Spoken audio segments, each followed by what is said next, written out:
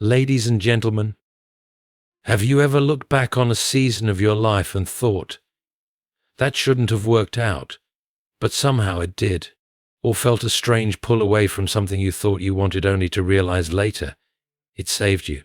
We often search for God in the dramatic, the miraculous, the clearly divine. But what if the clearest signs of His hand are not in the loud moments, but in the quiet ones, the subtle shifts, the closed doors, the unexpected friendships, and the strange, unexplainable strength to keep going?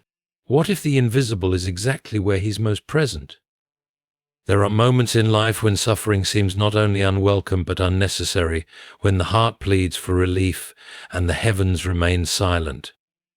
And yet, if we are willing to see with the eyes of the soul rather than the senses, we may perceive that something more profound is taking place beneath the surface. It is often in the crucible of difficulty, in the furnace of trials, that the hand of God works with the greatest precision. Not in grand displays of spectacle, but in the hidden workshop of the heart, He molds and shapes us. The outward form of the trial may be bitter, a betrayal, a loss, a failure, a long wait, but within its core, something sacred begins to stir, a divine transformation. Suffering, when viewed only through the lens of human discomfort, appears to be senseless, but through the lens of eternal meaning it becomes strangely necessary. A seed must fall to the ground and die before it can rise as something new. So too must aspects of our old self wither if the new self is to grow. God does not waste pain. He does not permit suffering as a careless overseer, but as a wise craftsman who sees the flawed vessel and knows how to bring beauty from brokenness. One cannot become brave without facing fear, nor patient without delay, nor truly humble without being brought low. These virtues are not learned in books or spoken into being by sermons. They are chiseled into the soul by fire. We often pray for strength, and then we are made weak. We ask for wisdom, and life confounds us. We seek growth, and instead we are buried. It is not cruelty, it is a deeper mercy. For God sees not only who we are, but who we could be, and He is committed to that vision. He will not allow us to remain shallow, self-sufficient creatures clinging to fleeting comforts. If it requires storms to unmoor us from false securities, He sends them. If it takes loneliness to draw us toward Him, He allows it. If heartbreak is needed to teach compassion, then even that becomes an instrument in His hands. Strangely, the evidence of God's presence is not always the absence of trouble, but rather the transformation that happens in its midst. You begin to notice that your anger is slower, your reactions more tempered, your words more thoughtful. You find yourself offering forgiveness where once you would have demanded justice. You start listening when before you would have shouted. And all the while you sense that something in you is being reordered, something subtle, yet undeniable. Like gold refined by fire, you emerge from pain not merely changed but purified. This transformation is not always visible to others. It rarely happens in a moment. It is the slow, sacred work of grace, like the changing of seasons or the carving of a canyon. And though the process is hard, it is never purposeless. Even the silences of God during suffering are not voids but volumes. They teach trust, stretch faith, and strip away illusions of control. In the stillness, something unshakable is born, not the kind of happiness that depends on circumstance, but the kind of joy that outlives it. Not confidence in oneself, but confidence in something far greater, someone who is not merely watching but actively working. The irony is that most people do not recognize God's hand while the pain is still fresh. We see only shadows. But looking back, when the wound has begun to heal, the outline becomes clearer. We realize we were not being abandoned, we were being remade. And what emerged on the other side was not simply survival, but something sacred, something that cannot be taught, only lived. God was not far away. He was closer than breath, closer than thought, carving eternal purpose from temporary pain. So if you find yourself in the middle of a season that feels dry, dark, or devastating, do not be too quick to conclude that God has left you. Perhaps He is closer than ever, not in the thunder, but in the whisper, not in the rescue, but in the refinement. Pain may be the ink he uses to write your deeper story. And when he is finished, you will not only understand the suffering, you will thank him for it.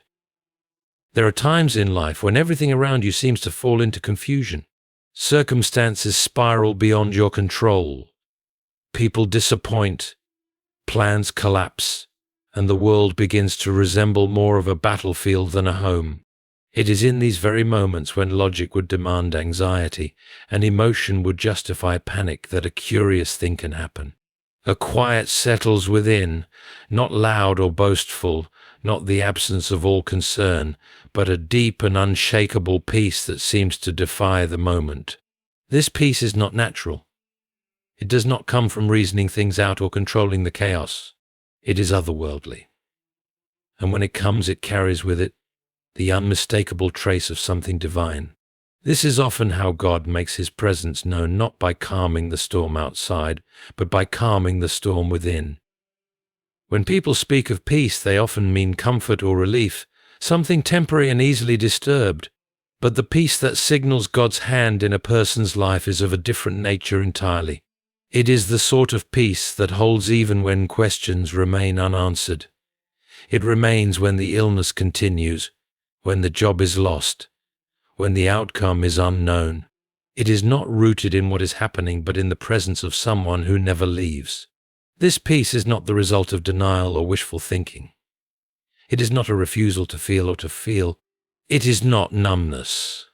Rather, it is the result of a deep awareness that one is being held by something stronger than the chaos, anchored by something firmer than the waves. This kind of peace often appears when we've reached the end of our own strength. After all the striving, calculating, and worrying has been exhausted, there comes a quiet surrender. Not a giving up, but a letting go. And in that letting go, something unexpected happens. The soul is no longer fighting to control the uncontrollable. It begins to rest. Not because the situation has changed, but because trust has taken root. This trust is not blind optimism. It is confidence in the character of God. It says, even if I do not understand, I believe there is a purpose. It whispers, even now I am not alone. That whisper is enough to bring calm where none should exist. There are those who walk through unimaginable grief or hardship, and yet something in their gaze reveals an inner steadiness. You speak to them and sense no bitterness, no frantic edge, but a kind of sacred stillness. You wonder how they are not undone. They themselves may not fully understand it. It is as though God has built a fortress around their hearts, not made of walls to shut the world out, but of presence that holds them up from within. This is not ordinary strength, it is borrowed strength. Given in the moment it is needed, and often it is only noticed in hindsight. You look back and say, I should have been crushed, but I wasn't. I should have fallen apart, but somehow I stood. This peace does not always announce itself with thunder. It often comes in moments so subtle you might miss them, a calm breath when tears should be falling, a sense of clarity in the middle of confusion, a surprising stillness while waiting in uncertainty. These moments, small as they are, carry immense weight. They are gentle indicators that you are not forgotten, not abandoned, that God has not promised to shield you from all storms, but he has promised to be with you in them. And his presence brings peace, not by removing the waves, but by reminding you that he walks on them. In the world we live in, peace is often treated as something to be purchased, pursued, or produced by technique. But divine peace cannot be earned or summoned at will. It is a gift, and it often comes when we stop trying to make everything make sense. When we release the illusion of control, when we lift our eyes from the chaos to the one who is sovereign over it, peace flows not from the outside in, but from the inside out. It is a quiet answer to the soul's loudest fears. It is a sign that someone far wiser is at work, even when all we see are broken pieces. Such peace is not common, nor is it easily explained. But when it comes, even for a moment, you know it did not come from you. And though the world may not notice, the soul does. In that stillness, in that mysterious calm, you recognize it for what it is, a touch of the divine, God's own hand resting gently upon your life. There are few things more frustrating than a closed door. A long-awaited opportunity vanishes. A relationship you trusted collapses. A well-planned path is suddenly blocked, and no explanation is given. Life seems to shift course without warning, and you are left staring at what could have been, wondering why everything turned the way it did. These moments of divine interruption, though they appear inconvenient, disappointing, or even cruel, are often among the clearest signs that God's hand is at work. For it is rarely in the predictable or the plan that we are stretched, redirected, and transformed. It is in the detour. We like straight lines. We want to move from point A to point B with clarity and speed. But divine purpose is rarely linear. It winds through the wilderness. It bends through silence and waiting. And more often than not, it involves a delay that feels unnecessary. But God does not view time or success as we do. What appears to be a dead end is sometimes a redirection toward a better path, one that we were too short-sighted to see or too stubborn to choose. He does not always explain why a door closes, but in time, when we have walked far enough away from it, we often see what we were being spared from or prepared for. There is a kind of divine choreography in the interruptions of life. We think we are being slowed down, when in fact we are being synchronized with something larger than ourselves. Sometimes the very things we call setbacks are the instruments of a deeper alignment. A missed job becomes the space for a calling to emerge. A breakup opens the heart to recognize love in its truest form. A cancelled plan removes us from harm we never even saw coming. But rarely do we understand it while we are in it. The frustration, the confusion, even the anger all are natural. But somewhere beneath them a subtle shift begins. Our grip loosens on the plans we once idolized. Our hearts begin to lean into the unknown, not with full understanding, but with quiet trust. God's interruptions are not random. They are rarely convenient, but they are always purposeful. He sees what we cannot, how a particular road leads to pride, or how a hidden trial along our chosen path would have broken us. He reroutes not because he enjoys disruption, but because he loves us too much to leave us unchallenged or unchanged. In fact, the greatest changes in character, direction, and faith often happen not through success, but through disappointment. It is in the delay that we wrestle with ourselves. It is in the detour that we discover strength we didn't know we needed, and gifts we didn't know we had. There is also a peculiar wisdom in the timing of divine detours. They tend to occur just when we think we've figured things out, just when we feel secure, settled, confident. The path bends. It is not because God wants to confuse us, but because he desires that our confidence rest in him, not in the path. If everything always went according to our plan, we would begin to trust the plan more than the planner. We would forget that we are not the author of the story. So sometimes he turns the page before we're ready, not to disorient us, but to deepen our faith. And sometimes the detour isn't a change in direction, it's a pause. Doors don't open. Answers don't come. We feel as though we're being passed by. But even in stillness, there is movement. While we wait, something grows in us: perseverance, clarity, resilience, humility. These are not small things. They are often the very qualities required for the next chapter we're being prepared for, and they cannot be hurried. We often pray for God's guidance and then resist the way he gives it through interruptions, obstacles, and delays. But if we look closely, we may begin to see not the randomness of disappointment, but the outline of a better design. A door that shuts is not always rejection. Sometimes it is protection. A turn we did not choose may lead to a place we would never have dared to imagine. The detour may last longer than we like, and it may not make sense while we're in it. But if we have the courage to trust and the patience to keep walking, we often find that the road we resisted was the road we most needed. And the interruption, far from being a mistake, was in fact the hand of God leading us home by a wiser way. Sometimes in life we meet someone, and without any grand introduction or expectation, their presence changes everything. It may be a conversation that seems ordinary but stays with us for years.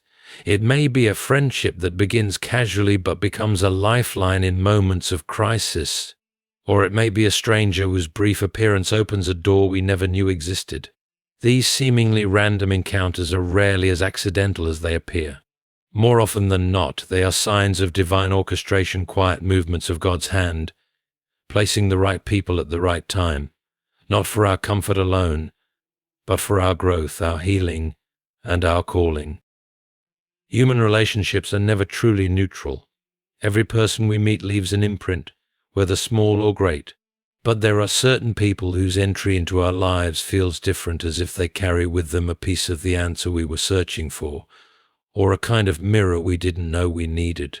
They challenge us, comfort us, guide us, or even wound us in ways that later become blessings. Their timing is uncanny and their impact undeniable. These are not merely people of convenience or coincidence. They are appointments, divine ones. Sometimes God uses these relationships to speak what we were too distracted or discouraged to hear directly. A word of encouragement comes precisely when we feel like giving up. A correction comes just before a poor decision is made. A question asked by a friend stirs reflection that leads to transformation. Often these people are not even aware they're being used in this way. They simply show up, speak from the heart, and move on while something eternal has just taken place in us. It is in these moments that the veil between the natural and the spiritual becomes thin, and we begin to see how God works not just through prayers and miracles, but through people. There are also relationships that endure over time, shaped by shared struggle, mutual faith, and trust forged in the fire of hardship. These people become our soul companions, those we turn to not just for advice, but for grounding. Their wisdom is not loud, their presence is not demanding. Yet something in them stabilizes us. God often uses these individuals to anchor us, to keep us from drifting into extremes of despair or pride. Their consistency becomes a reflection of His own faithful, steady, reliable. Then there are those who come not to stay, but to shift. They are in our lives for a season, a teacher, a mentor, a colleague, a neighbor. They arrive, and something changes. We are set on a new course. Their departure may be as sudden as their arrival, and we might not understand the brevity, but in time we realize they were never meant to stay. They were a turning point, a nudge, a divine interruption in human form. And once their purpose is fulfilled, they fade into the background, sometimes never to be seen again, but their imprint remains. God also works through people in ways that are uncomfortable.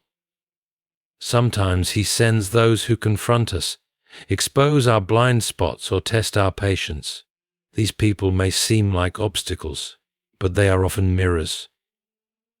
Through them we see ourselves more clearly. Their presence, though difficult, leads to deeper humility, sharper discernment, or necessary change. The lesson may sting, but the growth it produces is invaluable. Even the people we lose through distance, time, or death can be signs of God's involvement. Grief often brings clarity. In remembering who they were to us, we see more clearly who we are. Their absence draws us closer to what matters, forces us to face questions we might otherwise avoid, and compels us to live more intentionally. Sometimes the ones who leave teach us as much as the ones who stay. And not to be overlooked is the role we are called to play in the lives of others. Just as God sends people to us, He sends us to others. We may be the friend who offers the word that changes a life. We may be the stranger whose gesture restores someone's hope.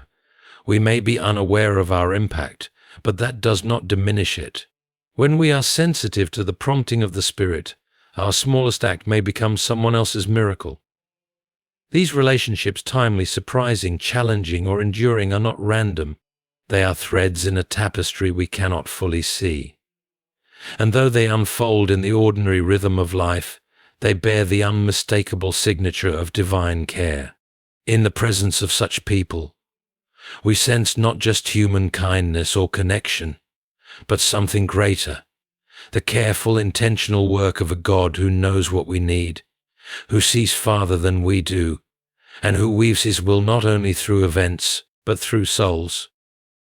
There is a moment in a person's life when the usual pleasures lose their color. The distractions that once consumed the mind begin to feel hollow. The conversations that used to entertain no longer satisfy. A strange ache begins to grow, not a physical one, but a yearning that is hard to name. It is not a desire for more money, more status, or more attention. It is a hunger for something deeper, truer, purer. It begins quietly, perhaps with a question during a sleepless night or a sudden discomfort with a lifestyle once accepted without thought. This is not mere discontent. It is a spiritual awakening. And when it happens, it is often one of the clearest signs that God's hand is stirring the soul. This hunger does not come from within us naturally. Left to our own devices, we prefer comfort over growth, pleasure over purpose, and distraction over depth. But when God begins to draw us near, He often does so by creating a longing we cannot ignore. We find ourselves craving truth, not just information, but something that explains life's deeper meaning. We begin to notice our flaws more clearly, not with shame, but with a sincere desire to change. We begin to ask difficult questions, not just about the world, but about ourselves. Why do I live the way I do? What am I pursuing? Who am I becoming? This desire for righteousness often begins in silence. It rarely starts with dramatic change. More often it is a shift in appetite. The soul begins to reject what it once consumed. The music, the conversations, the thoughts that once filled the mind now seem empty. We become aware of a certain distance between who we are and who we are meant to be. It is not condemnation. It is invitation. Like a thirst that grows slowly over time, it becomes impossible to ignore. The world no longer quenches it, and that is precisely the point. For when God wants to lead a person into a new chapter of life, He often begins by making the old chapter unbearable. This inner hunger often brings with it a discomfort with compromise. Things we once excused or justified now trouble us, not because we've become self-righteous, but because we've become sensitive. The conscience once dulled becomes alert. Words that once passed easily now feel sharp. Behaviors that once felt harmless now seem hollow. This is not the result of legalism or fear, but of light shining in places that were once dark. And though this process can feel unsettling, it is deeply loving. It is the work of a father shaping his child, not through punishment, but through conviction.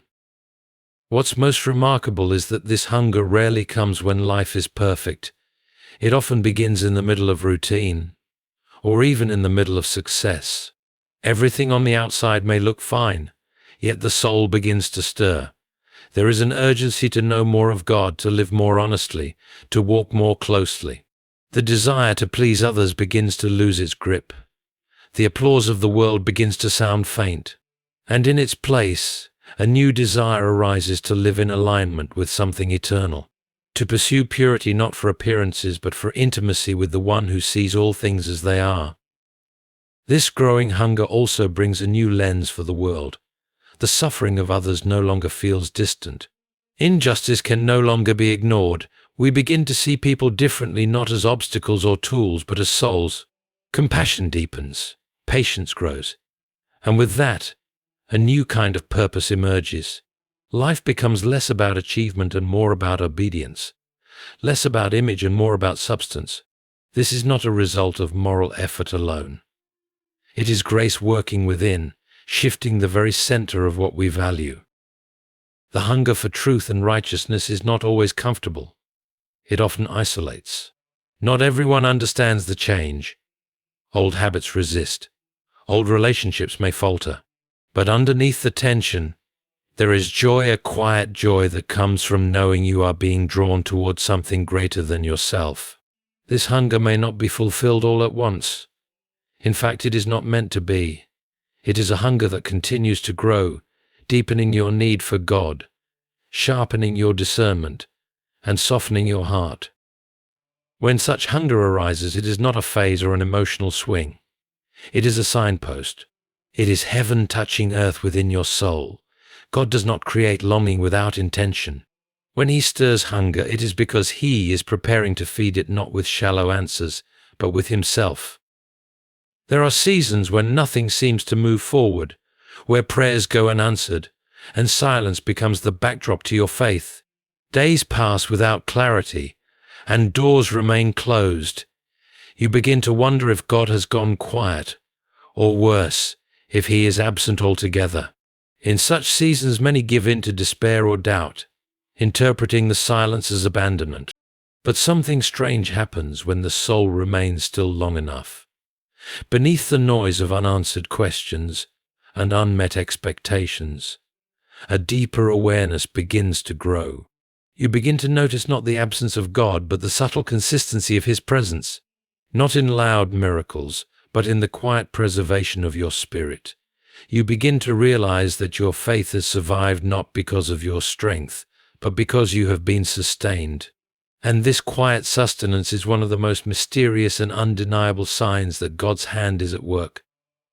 There are trials that do not break you, not because they are small, but because you are being held. There are moments when giving up seems logical, and yet you do not.